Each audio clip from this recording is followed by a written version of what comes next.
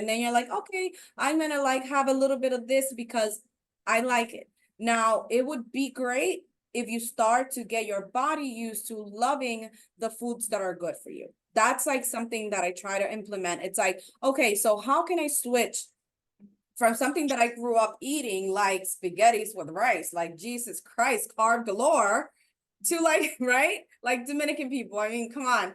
So how do I switch from doing something that I remember it being tasty, but even questioning my mom, like, how can you give me carbs with carbs?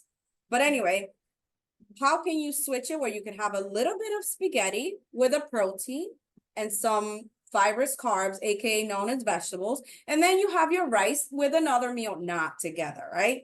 So we have to start thinking of how we can modify our foods that we're going to enjoy every day for life.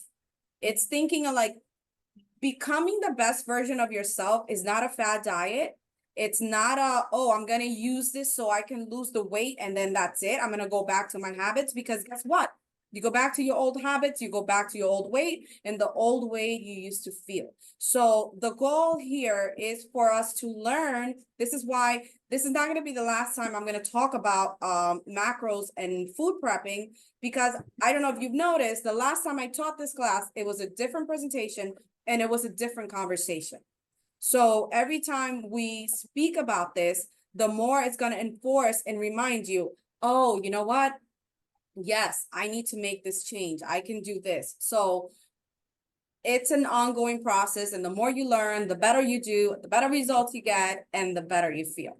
So now we're going to go to examples of carbohydrates that are better options, like quinoa.